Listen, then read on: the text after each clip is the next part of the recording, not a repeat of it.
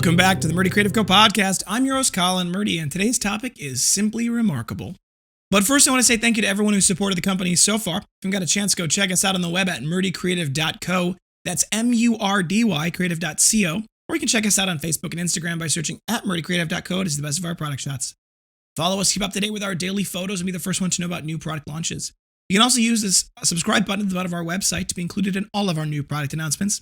Be sure to check out our laser engraving, personalization options, and exclusive colors on the website, or you can get a blank one on Amazon Prime. It is rare that I think, maybe it's not that rare. I think it's rare that I will talk about a prototype of a product that we're going to launch before I actually get the prototype finished. Now, part of the reason for that is there are times in the past I've done this, where I will make a prototype for something, and then I'll decide not to make it. Whether it's because I didn't like the way it actually works in practice, or whether because I think the prototype is just a little bit too much work and too complicated to actually make and produce at a reasonable price. There's a lot of reasons that go into potentially not launching a product even after the prototype has been made. However, so many people have asked about it now, and I've been working on it for a month, and I will caveat it with this. I am 95% sure that we are going to launch this product. The 5% is not so much because of the concern that we won't actually be able to produce it at a reasonable price and that we won't be able to produce it in a reasonable way. It's mostly because I'm not 100% sure I can nail the prototype. I've got a really good idea in mind. I've built the first prototype, and the first prototype I built was okay. It needed a couple of critical improvements, and I'm making those critical improvements, which is why I'm not showing you today what the prototype looks like, because I don't actually have a prototype that's anywhere near the finished prototype.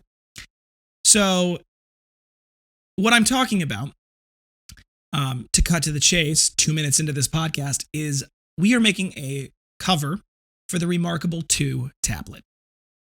Now, I know many of you are thinking to yourself, but Colin, you said you would never make covers for tablets. And I did, and I mean that, and I stand by that. There's a specific reason why I'm going to make one for this. Now, this is not a promo for Remarkable and Remarkable 2 specifically. It happens to be a promo, I guess, but I'm not getting paid for it, and I genuinely like the product. That's why I'm talking about it. The thing that you're going to see here, if you're looking at it on the screen, and you may be able to tell, is that it has a very large edge. Are they called bezels? Yeah, I think it's bezels. The width of the tablet between the actual screen and the actual edge is decently thick. It's not massive, it's not crazy, but it's thick enough, I think, for us to create a leather cover that works. So you'll be able to actually leave the product you'll be able to leave the Remarkable in the tablet case and continue to use it. That's the hope. So this will be different than our sleeves, which are kind of designed to just, at some level, just hold the product. So you have to take the product out to use it. Now, that being said, worst comes to worst, if I can't figure out how to make the cover work, I'll actually probably make a sleeve. So that's kind of a caveat. But moral of the story is, and you may ask yourself, but why this? Why not an iPad? Why not something? And here's why. This is the first tablet that I've ever written on that I feel is a suitable replacement for paper. And that's saying something. It's not an exact replacement for paper. Don't get me wrong. I still personally journal in my personal paper and pen journal.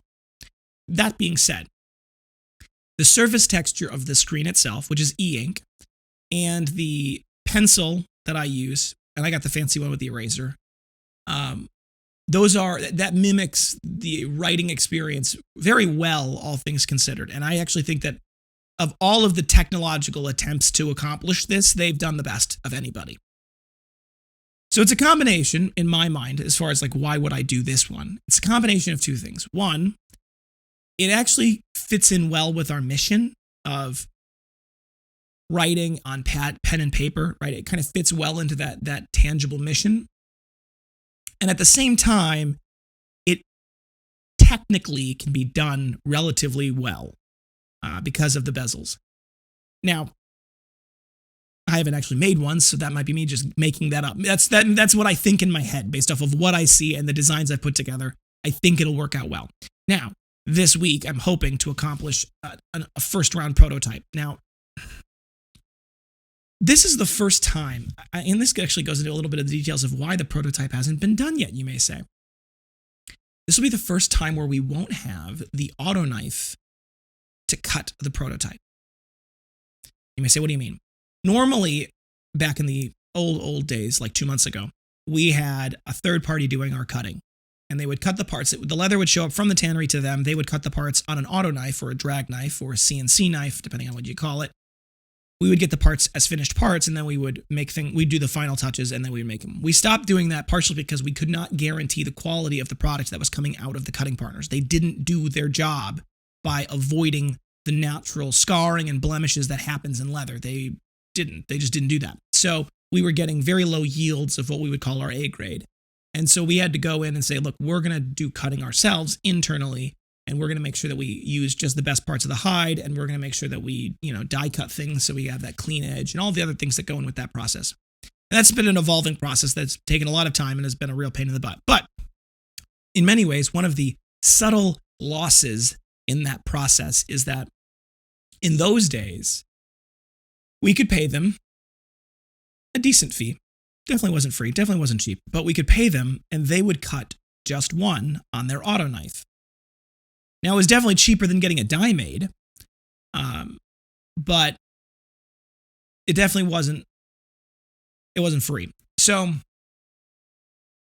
I talked to them about this after we left, but basically that functionality, that prototyping is something they basically only do for their regular customers and I don't blame them. There's no money in it. It takes a lot of time and there's no money in doing it. So for them, it was always one of those things where, the fee that we paid for that prototyping run was basically the cost of paying someone at their company to run one of them. It wasn't really them making any money off that. And they made all of their money on the volume that came after that approved prototype. So I don't blame them. But the fact that I have to hand cut this presents an interesting dilemma because potentially, and this is actually what might end up happening, and this is where designing a product is actually very complicated in my world because there's 18 different factors or 100 different factors that come into play. One of them obviously is, what is the size of the piece of leather when it's flat? Now you may think to yourself, well, what does that matter? Well, it's going to be smaller than the hide of the cow. Like, don't get me wrong. We don't make anything that's bigger than the hide of a cow, but it's not going to be. But the larger it is, the more likely it's going to be that it's going to have potential blemishes on it because the harder it is going to be to avoid those blemishes, right? So what's the size of the piece going to be when it is flat? Well, that's a big question. What's the size of the piece going to be when it is, as far as the thickness goes, right? When the leather is bent or folded or turned or tab locked or any of the pieces that we use to put these things together, how does that affect the thickness of the leather, or how does the thickness of the leather affect that process? And with the remarkable, unlike all of our other things that we've done, we're dealing with a very thin tablet. So it gets tricky to create a fold that works well with that thinness, right? So there's a lot of pieces of testing that have to go into that. And what I may end up doing, and this is probably the most logical way of doing this, is I could, if I wanted to, laser cut the prototype because I believe the parts that we're going to separate it into that are going to be assembled are actually going to be smaller than the laser bed that we have on our lasers. So I could laser cut the leather to the size for the prototype. That presents a unique challenge. Not the least of which that it's not really easy to cut through leather with a laser or anything. So that's a problem. But what I might end up doing instead is I may say we're going to take and use a laser to lightly etch the design into the leather. Now you may say, well, what's the advantage of that? I don't have to measure anything. All of the relationship between the cuts and all the things are perfectly accurate. They're all properly oriented to each other as well as to the proper scaling, right? So there's a lot of advantages to doing that. And that'll probably be the most logical thing. Now the problem is with that is I have to make it digitally first then. And I haven't, in the old days, I would literally just hand cut one and I would just guess. I have to do things a little more officially now. And even when we get it made, even when I get the prototype made, and then I'll go get the dies made, and then the dies will come in and we'll hand cut them, or we'll die cut them, and we'll get all of those things will come into play. Before that, even we've got to make the digital version of the product. As far as we have to make it online, we have to photograph it, we have to clean up the photographs so that they look consistent with the rest of our photographs. We have to then after that's all said and done, we have to do all of the back end side of things, because now it's very complicated to launch products. We have to do all the back end part of it so that we can properly calculate and track the raw materials it requires and put it into our prediction software. There's a lot of pieces to launching products. And I actually now have a greater respect for why big businesses are slow to launch products. Now, it's my least favorite thing in that I don't want to become that company, right? Launching products slowly because of the bureaucracy that goes into the process is a horrible reason and is things that kills big companies a lot of times. So I don't want that to be us. However, we're in a weird place where that's kind of us a little bit. One of the advantages that we have over large companies in that process is that it's entirely internally driven, right? I design the products myself. I test the products myself. I photograph the products myself. I put the photographs on the website. All of these things are me, right? So to some extent, both for good and bad, I determine how fast this happens, or my schedule, I should say, determine how fast this happens. But I'm really excited because I think while this is a deviation perhaps from our core, it is not that much of a deviation in my mind.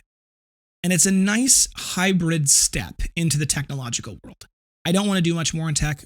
I know I said that last time, but I seriously don't necessarily want to do much more in tech because, like I said, there are aspects of technical designs for tablets and such that they just don't lend themselves well to leather.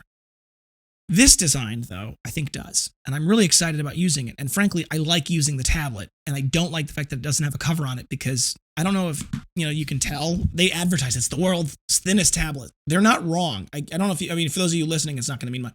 The thing's like, I don't know, 4 millimeters thick, if that. It would take me no effort to take my hands and snap this thing in half, and that bothers me. I don't like that effect. So it's great if you're looking for something that feels like you're carrying a couple of sheets of paper, but it definitely needs to have leather. The other thing about it, and I was thinking about this the other day, the back of the tablet is aluminum, and the edges of the tablet is aluminum, and it doesn't feel not appropriate. It's not the right word, but it doesn't feel appropriate, I guess, in my mind, because the surface of the tablet, the writing surface and the pen feel very natural. They feel very much like paper and pencil in a lot of ways. So I think once it's wrapped in leather, it's going to feel a lot more like an actual journal or something like that type of thing to me, rather than having that kind of cold aluminum back on this tablet, which I don't think feels very organic at all. So I'm actually excited about this. So like I said, when is this going to launch? I'm not 100% sure. I'm hoping before the end of August. If I had to be more realistic, we may launch it for pre-sale before the end of August, and actually it'll show up in people's houses by September, but I'm still pushing for it. I'd like to see it happen sooner rather than later because I want to get it out for you guys.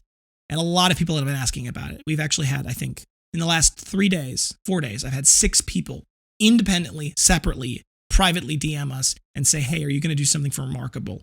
And yeah, I'm hoping we are. So I'm excited about that. All right, folks, thanks for tuning in. Please check back on next Tuesday for our next topic. And don't forget to check that subscribe button below to be sure to get the latest podcast right away. If you have any questions or concerns about your leather binder, journal, folio, accessory, anything we sell, feel free to contact us on the main page of our website at murdycreative.co. Or you can contact us via Instagram and Facebook. You can text, email, call, direct message, all the usuals. I'll do my best to get back to you as soon as possible, but I do appreciate your patience. If you would like to, we do have a phone number, 414-434-9001. You can call or text that number from 9 a.m. to 5 p.m. Central Standard Time, Monday through Friday, or not Central Standard Time, Central Time, Monday through Friday. That's 414-434-9001, and you can call or text that number, and we'll be happy to help. If you don't get us, because it's either out of office hours or it's during office hours, but we don't answer, please do leave us a voicemail.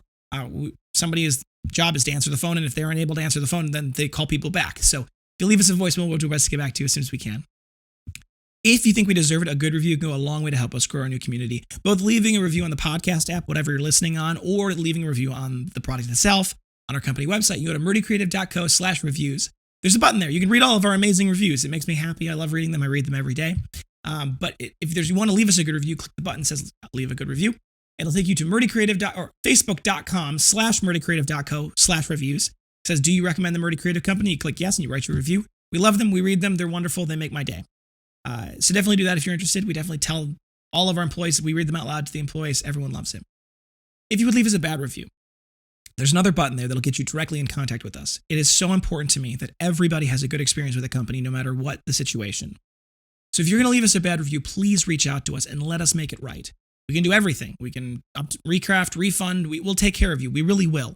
So please help us take good care of you by telling us what you need from us and what would happen to make it right whenever you have any problems before you leave us a bad review. And we will very much do our best to take good care of you. So please take that opportunity and give us the opportunity to help. Word of mouth is the best form of advertising. So tell your friends, tell your family about this. If you want to get a little something for doing that, go to Murdy Creative Co. And in the bottom left-hand corner, there's a rewards button. You click on that, you sign in. You get 5% back on any purchase you make in-store as in-store credit, so you can spend that on anything. But also there's a shareable link there. That shareable link, if you share it with your friends and family, they get $5 off their first purchase, and you get $5 of in-store credit when they make that purchase. So it's a great way to help you, help them, and help us. So definitely check that out if you're interested. If you have any podcast topics you want to hear more about, send them my way. I am always happy to talk about anything I can, and it's always difficult coming up with podcast topics. So definitely ask a question. Send us an email, leave a comment on the YouTube channel, whatever the case may be. Definitely leave whatever you're curious about, and if I can talk about it, I will. If you're looking for multiple binders, journals, folios, anything we sell for gifts, giveaways, menus, really any reason, we do have bulk discounts available. They are built into the cart. So all you need to do is add the quantity you desire. You can mix and match to your heart's desire. It's just one of 5 things, 5 of 1 things to get that basic first level. And anything above and beyond that, you'll definitely see those increase in those volumes. So add however many you want. It'll automatically apply the appropriate bulk discount. If you don't know how many you're looking for and you just kind of want to get the most out of your discounts and you kind of have a bit of a nebulous number, reach out to us. You can send us an email, sales@murdycreative.co. That's sales@murdycreative.co. We'll be happy to talk through the bulk discount structure with you and work on finding the appropriate quantity for your needs and help work on finding that best price for you. If you want a custom engraved item, we have no minimum order quantities and no setup fees. It's a simple, flat fee, normally $15, and it can go up a little bit depending on the size and complexity of the logo, but it's very rare that happens. So it's normally $15, and that's the $15 before the bulk discount. So if you want to get just one, you can, but if you want to get a whole bunch, that $15 can actually go quite a bit down. So it can be a great option for corporate gifts or anything along those lines. If you have any questions or concerns about that, you're interested in getting one of those customized items, send us an email, sales@murdycreative.co. Be sure to include the logo, and we'll be happy to help. Thank you guys so much for tuning in. Have a great day, and goodbye.